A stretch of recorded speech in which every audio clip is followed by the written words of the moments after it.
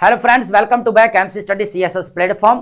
Friends, जिस तरह यहां पर इंटरनेशनल वर्ल्ड ऑर्डर यहां पर चेंज हो रहा है या किया जा रहा है, जिसके अंदर सबसे इंपॉर्टेंट रोल जो प्ले किया जा रहा है यूएसए की तरफ से। अब यूएसए यहां पर क्या कर रहा है, जियो पॉलिटिकल मैप को रीड्रा करते हुए हमें नजर आता है, जिसके रिजल्ट हमारे सामने है। और इसकी वजह से फिर क्या हो रहा है, यहां पर ब्लॉक्स के अंदर हमें मेजर शिफ्ट यहां पर होते हुए नजर आ रहा है, जिसकी एग्जाम्पल हमारे सामने है कि यूरोपियन कंट्रीज, यूरोपीय यूनियन और उसके बाद इंडिया के दरमियान में जो फ्री ट्रेड एग्रीमेंट यहां पर होता है। लेकिन सबसे पहले हम यहां पर अंडरस्टैंड ये करेंगे कि यूएसए किस तरह जियोपॉलिटिकल मैप को यहां पर रीड्रा करते हुए हमें नजर आ रहा है। इस चीज को हम यहां पर देखते वाले, ठीक है। बाद में हम देखेंगे कि यहां पर मेजर शिफ्ट हमें ब्लॉक्स के अंदर क्या देखने को मिलता है। अगर देखा जाए तो एक और चीज मैं ऐड करना चाहूंगा दोस्तों, एक ट्रायंगल हमें यहां पर देखने को मिल रहा है। जिस तरह जियोपॉलिटिकल प्ले ग्राउंड हमें यहां पर मिल रहा है, या हम यह भी कह सकते हैं कि जियोपॉलिटिकल चेस बोर्ड हमें देखने को मिल रहा है। तो इसके अंदर अगर देखा जाए हमें एक ट्रायंगल बनता हुआ नजर आ रहा है, जो मल्टीपल प्लेयर्स को यहां पर शो करता है, जिसके अंदर एक साइड पे तो हमें रशिया और चाइना नजर आता है, एक साइड पर यूरोपियन यूनियन और हमें इंडिया नजर आता है, और एक तरफ यूएसए और उसकी नेशनल सिक्योरिटी पॉलिसी, और उसके बाद बोर्ड ऑफ पीस हमें यहां पर देखने को मिलता है। इरा ऑफ प्रोटेक्शनिज्म देखने को मिल रहा है, उसके बाद revival of colonialism and imperialism देखने को मिल रहा है, उसके बाद रीजनल एक्सपेंशन देखने को मिल रही है, ठीक है। लेकिन दोस्तों, इससे पहले हम यहां पर अंडरस्टैंड करते हैं कि बेसिकली किस तरह जियोपॉलिटिकल मैप को यहां पर रीड्रॉ किया जा रहा है। सबसे पहले यहां पर देखने वाले हैं यूएसए के जो नेशनल सिक्योरिटी स्ट्रेटेजी है दोस्तों, यह बहुत ज्यादा इंपॉर्टेंट है। इसका फर्स्ट प्रिंसिपल यह कहता है कि मेक अमेरिका ग्रेट अगेन, लेकिन उसके अंदर एक इंपॉर्टेंट यह है कि अमेरिका फर्स्ट। इसका मतलब यह है कि माइट इज राइट जो है यहां पर हमें देखने को मिल रहा है, जिसकी लाठी उसकी भैंस, है ना। अब क्या हो रहा है कि जितने भी यहां पर कह के ग्लोबल लीडर्स हैं या ग्लोबल पावर्स हैं जो अभी इमर्ज हो रही है ना, जिस तरह हमारे सामने यहां पर रशिया देखने को मिल रहा है, इसके बाद हमें जो है वो कह लें कि यूरोपियन यूनियन देखने को मिल रहा है, उसके बाद चाइना देखने को मिल रहा है। अब जितने भी इसके जो है यूएसए के कंपेटिटर है, यूएसए को पता है कि ये मल्टीलैटरल सिस्टम अब जो है यहां पर इमर्ज होकर रहेगा, तो उसका ऑल्टरनेटिव भी तो निकालना है भाई।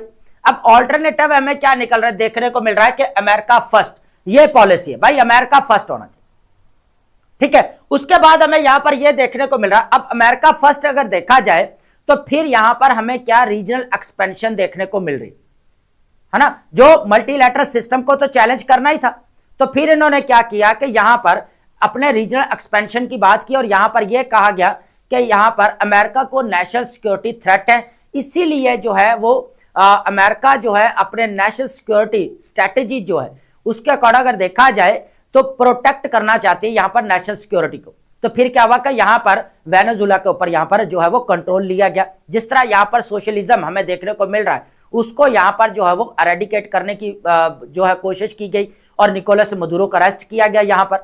लेकिन अभी भी वहां पर हमें सोशलिज्म ही देखने को मिल रहा है, लेकिन डायरेक्टली या इनडायरेक्टली पूरा कंट्रोल हमें यूएसए का भी नजर आ रहा है वेनेजुला के अंदर, ठीक है दोस्तों। अब हो क्या रहा है कि अब मजीद फिर क्या हुआ, फर्दर इसने क्या किया कि ट्रंप ने यह कहा कि हम जो है रीजनल एक्सपेंशन करना चाहते हैं, कोलंबिया, मैक्सिको, क्यूबा, ये जितने भी, अब वार्न किया यहां पर इन्होंने, ठीक है, क्योंकि ये चाहते थे कि कहीं कोई बाहर से ग्लोबल पावर्स आकर कोई जो है इनके कह ले कि लैटिन अमेरिका के अंदर जो है कोई इंटरफेरेंस ना करे यहां पर, है ना। तो अब फिर क्या होता है, हमारे पास यहां पर डोनरो डॉक्ट्रिन हमें देखने को मिलती है। अब डोनरो डॉक्ट्रिन बेसिकली जो है ये मोनरो डॉक्ट्रिन से हमें ओरिजिनेटेड होती हुई नजर आती है। अब मोनरो डॉक्ट्रिन जो है वो 1823 के अंदर बेसिकली हमें देखने को मिली, जब जेम्स मोनरो यहां पर 5th प्रेसिडेंट ऑफ यूएसए थे। उन्होंने देखा कि भाई जो यहां पर यूरोपियन कंट्रीज है वो तो यहां पर अमेरिका के अंदर आकर जो स्टेट्स को अपनी कॉलोनीज बना रही हैं। हालांकि अगर देखा जाए तो यूएसए जो आजाद हुआ, इंडिपेंडेंस हासिल की, वो ब्रिटिश की 13 कॉलोनीज थी जिन्होंने मिलकर यहां पर अमेरिका की फाउंडेशन रखी। उसके साथ अगर हमें यहां पर देखने को मिले फ्रेंच, यहां पर हमें कॉलोनीज देखने को मिल रही है, स्पेनिश कॉलोनीज देखने को मिली, ठीक है। तो फिर क्या हुआ कि उस वक्त फिर मोनो डॉक्ट्रिन देखने को मिल रही, और ये टोटली अपोज थी यूरोपियन कंट्रीज के, ताकि कोई भी इधर आके इंटरफेरेंस ना करे अमेरिका के अंदर। फौरन, है ना। उसके बाद फिर हमें अब जो है यहां पर डोनर डॉक्ट्रिन देखने को मिल रही है, जो यहां पर रीजनल एक्सपेंशन की बात की जाती है। और यह है कि जो मल्टीलैटरल सिस्टम जो मैं पहले बात कर रहा था, या ग्लोबल पावर्स रशिया, चाइना, ठीक है, ईरान है, इस तरह अगर कोई जो है यहां पर आकर क्या करे, कोई कब्जा ना कर ले या कोई इंटरफेरेंस हमें यहां पर देखने को ना मिले, है ना।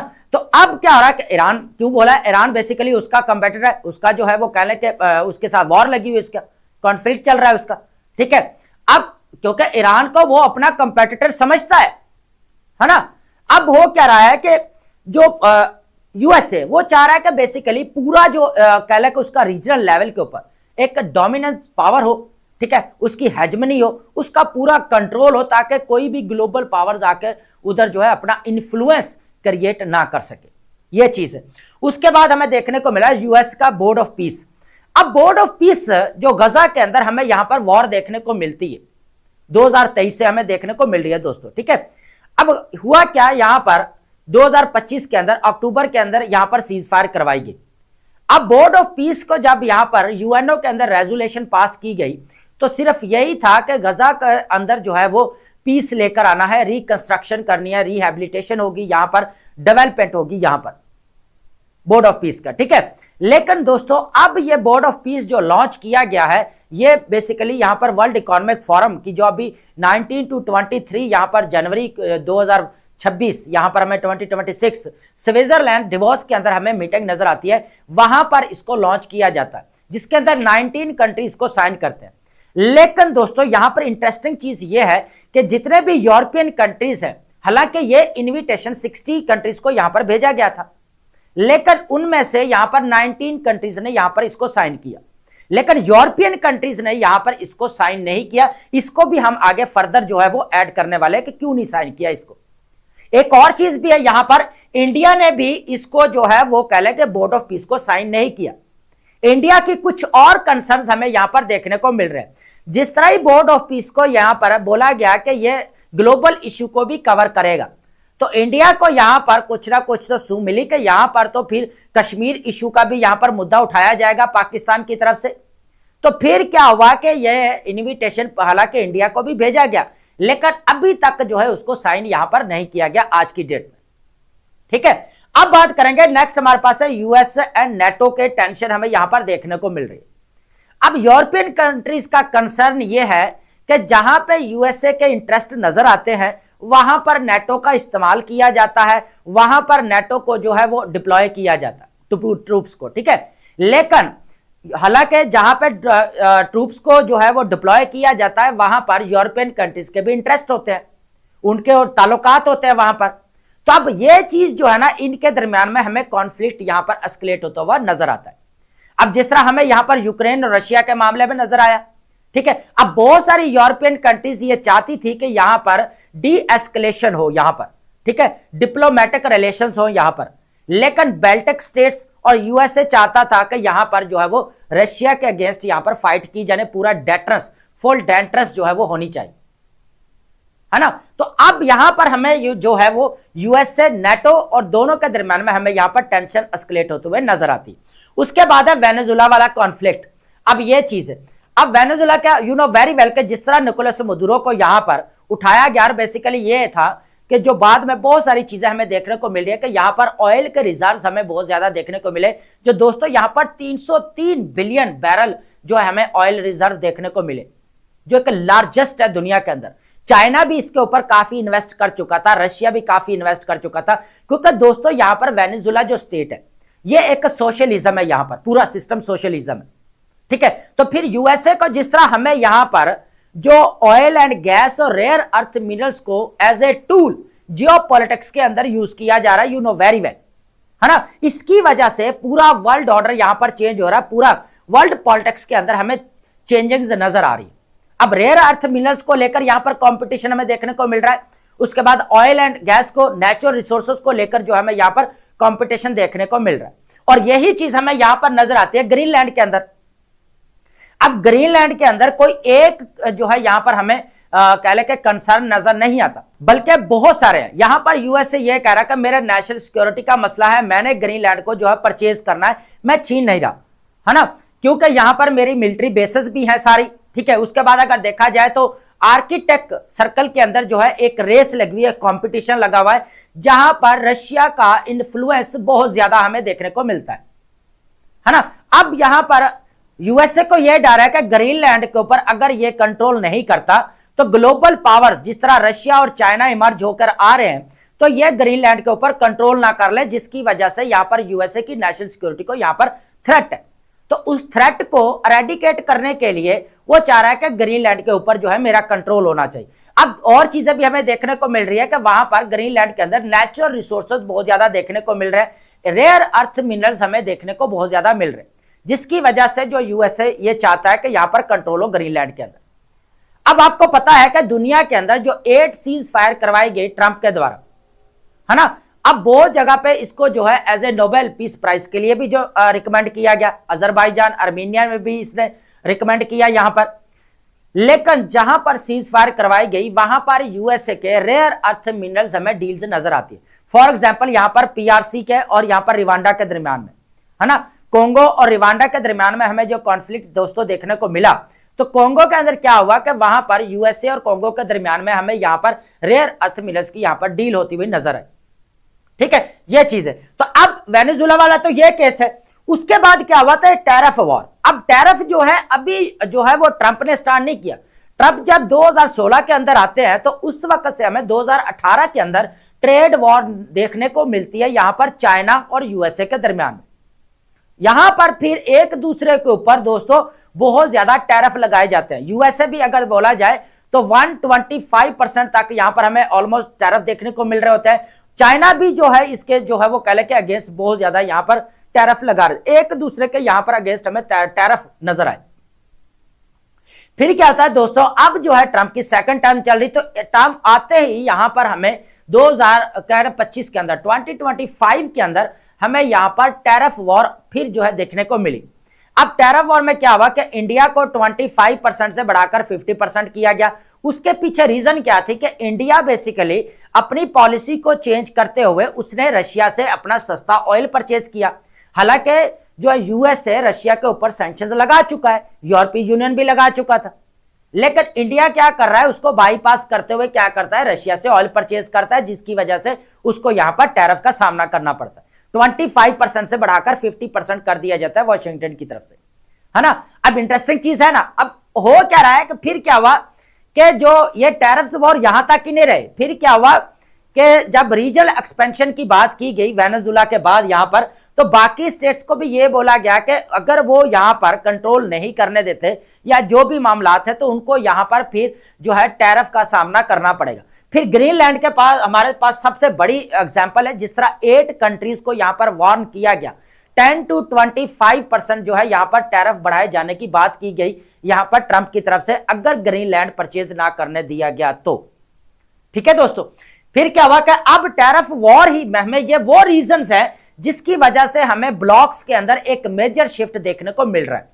फिर क्या हुआ कि यहां पर ट्रांस अटलांटिक रिलेशंस जो हमें यहां पर यूरोपियन कंट्रीज और जो है यूएसए के दरमियान में, क्योंकि आपको पता है कि यहां पर अटलांटिक ओशन जो है दोनों के दरमियान में आता है, तो दोनों के दरमियान में जो है यहां पर जो फिर जो यूरोपियन कंट्रीज है और यूएसए, इनके दरमियान में हमें रिलेशंस देखने को मिलते हैं, ट्रेड देखने को मिलते हैं, है ना।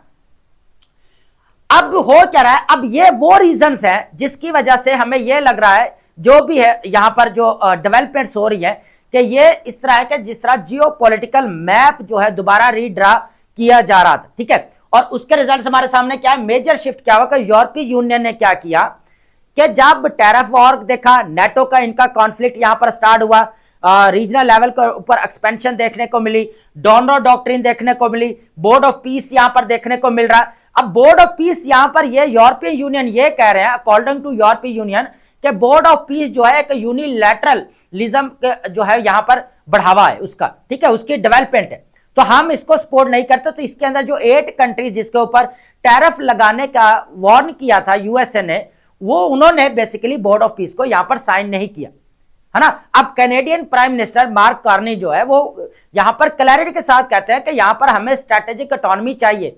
यूएसए की हेजमनी को उन्होंने काफी क्रिटिसाइज किया वर्ल्ड इकोनॉमिक फोरम मीटिंग पर।